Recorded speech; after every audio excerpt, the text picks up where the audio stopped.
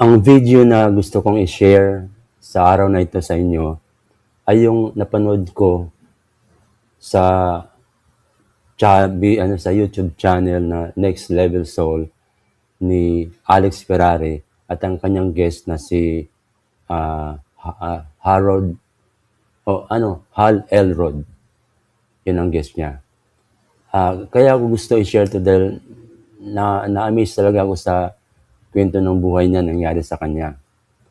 So, ganito po ang isi-share ko sa inyo na yung napanood ko sa nangyari sa buhay ni Hal Elrod, na hoping na pag napakinggan nyo ito ay katulad ko, namangha ako, sabi ko, ang galing, sabi ko, sana all. Siyempre, para mapanood yung buong video, ililink ko na lang sa baba sa description yung link para mapanood yung buo. So, ganito po nangyari kay Hal Elrod. Nung pa lang siya, mga 20 years old, nagmamaneho siya. Tapos, na-aksidente siya. Nabangga yung kotse niya ng isang 31-year-old na nakainom. So, anong nangyari, sa pagkabangga niya, medyo wasak talaga ang kotse niya. Tapos, marami ang mga buto niya sa paa, may na rin sa pisngi niya, nasugatan din, mga buto, parang ganun. So, kumbaga, in short, sabi ng doktor, nung nagkaroon siya ng mulat, o sabi sa parents sa kanya, na malamang anak niyo hindi na makalakad muli. Ang kagandahan nito, nung nangyari ang aksidente, within 2 weeks, nakumatos siya. Hindi siya, nasa hospital lang siya, kumatos siya. So, ang nangyari, ang ikina-amaze ko talaga nung nawalan sa comatose, ang attitude niya napakaganda. Kumbaga, naging positive lang siya, masayahin. Siguro mga nurse doon, doktor, tumatawa lang siya, masigla. Kumbaga, ang doktor, nagtataka kung bakit gano'n ang ugali niya. Na talagang hindi man lang siya nagkaroon ng galit o depression na ano na mangyari sa buhay ko. Tapos sabi mo, hindi na ako makakalakad. Kumbaga, maraming complaint mangyari, manggigigil ka sa galit. Sasabihin mo sa Diyos, Diyos, ba't mo ginawa sa akin to? Ano bang kasalanan ang ginawa ko? Di ba yung mga normal na ginagawa natin sinasabi pag nakakaranas tayo ng mga kahirapan sa buhay? So, dahil na-concern yung doktor, sinabi niya sa parents niya na kinausap na, na-concern ako sa niyo, anak, pwedeng kausapin niyo kasi parang delusional siya, parang may delusion na sa buhay. Parang ang tawag doon yung hindi niya matanggap ang reality. Parang denying reality, parang ganun. So, yun ang ginawa ng parents niya, tatay niya. Kinausap si Hal na sabi na, anak, sabi ng doktor ba't hindi ka man lang daw parang nakaranas ng pagkagalit o depression, di ba dapat normal lang mga ganun taong reaction, normal lang. Pero yun, pinaliwanag niya kung bakit na ganun ang attitude niya. So, yun ang pinakagusto ko i-share sa inyo dahil, di ba, usually tayo pag nakakaranas ng kahit konti lang na mga problema dyan, tinatanong na natin ng Diyos, nagagalit na tayo, nagko-complain. So, sabi ko, narinig ko yun, ang galing, sana all. Amazing talaga yung attitude niya. At alam nyo, kung mapapanood yung video na yun, ito, kaya ako sinishare sa inyo dahil nga, nang buo sana ang panood yun. Dahil, nandun pala mga kadahilanan kung bakit niya ganun lang ang kanyang attitude. Napakalalim pa ng karanasan niya simula nung maliit pa siya, kasi meron siyang kapatid na, nung 8 years old pa lang siya, meron siyang kapatid na baby pa lang, yung mga 2 years old, 3 years old, na ewan ko, basta naranasan niya na siguro nahimatay, parang gano'n, heart attack yata, na sinesave ng mama niya, nakikita niya mismo yung nangyari kung paano niya save. Tapos sa pamagitan ng experience na yon, nagkaroon siya ng ano man na parang na program sa mind niya yung mga ganyang sitwasyon na kaya nga sa pagdating nung nangyari sa kanya nung aksidente, dahil nasa isip na niya yon, nakatulong sa kanya yung ganong pag-iisip. So, yun ang nangyari. Tsaka marami pang iba. Kaya napakaganda talaga. So, I really recommend na panoorin nyo yun. So, ito lang muna yung gusto kong i-share sa inyo sa video na to kasi talagang kamangha-mangha naman yung ulitin ko yung baldado na siya, maaaring hindi makalakad, pero naniwala pa rin siya na may faith siya na makakalakad siya, tapos ano lang siya, enjoy lang, magandang attitude niya, happy siya. Kaya yung sasabihin na nagulat ang mga doktor, parang ano ba nangyari dito, concerned na concerned.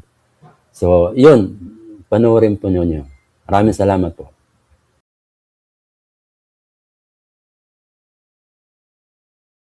Ganun po ba?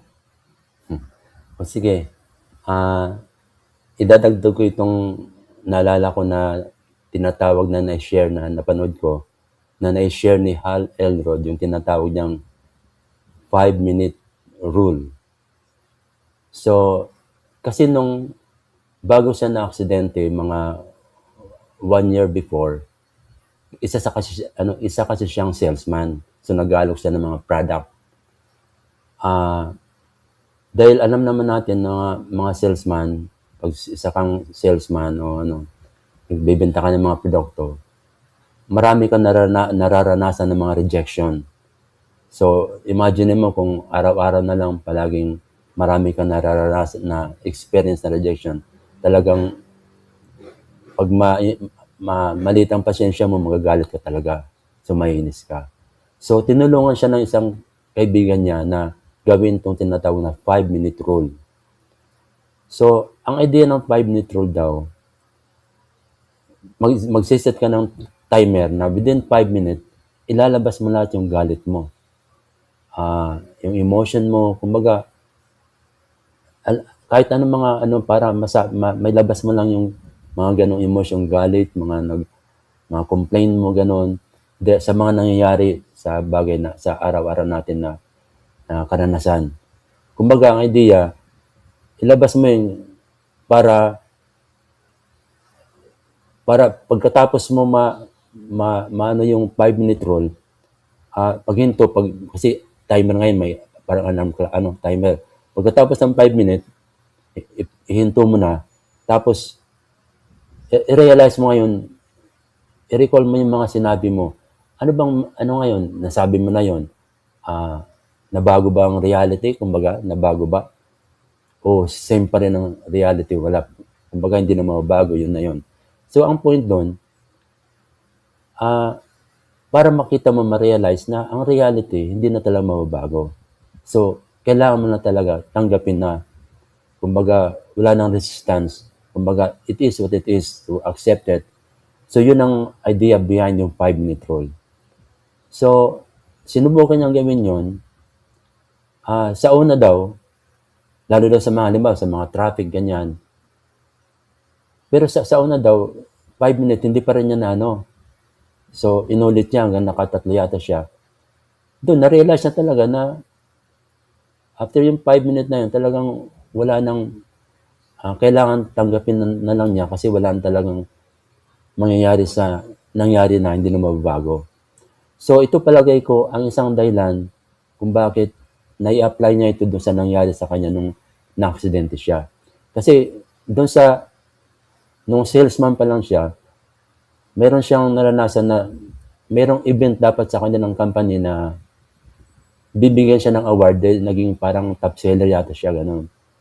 So, at the last minute, yung isang customer daw na nagbigay sa kanya ng malaki order, ay nag-cancel. So, imagine mo yun, nag-cancel, malaki order. Siguro, hindi na siya naging, anong nangyari sa event na yun, baka hindi siya nabigyan ng award. Anyway, ang point doon, in-apply niya yung 5-minute rule na yun. So, pagkatapos niya i-apply, yun, talagang hindi na siya nagalit. Kumbaga, it is what it is. Kumbaga, move on na lang kaagad, tuloy ang buhay. So, yun ang nangyari sa kanya dahil sabi nga dahil nasanay na sa ganun, hindi na niya naapa yung 5-minute rule. Kumbaga, within seconds na lang, pag ganun niya, within seconds, alam na niya, accept niya kaagad, move on, tapos mag-enjoy na lang. Kumbaga, alam mo na lang kung anong sinakbang na positive ang attitude, nag-appreciate pa rin sa mga kung anong dapat i-appreciate. So, yun ang gusto kong idagdag sa na-share sa inyo kanina. Yung karanasan niya sa nangyari na yun, ito siguro mismo nakatulong. At hindi lang to, mayroon pa siya mga na-share na napakaganda talaga na kaya ko binabanggit na kailangan mapanood nyo dahil malaking tulong to sa inyo kung papagninayan nyo lang. Yun.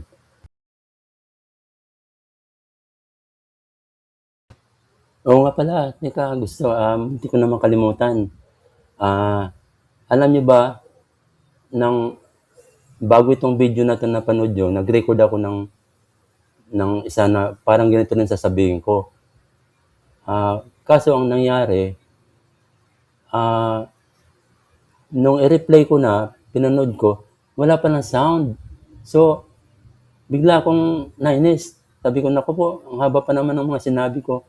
Tapos, bigla ko naalala, ang topic ko pala yung 5-minute rule.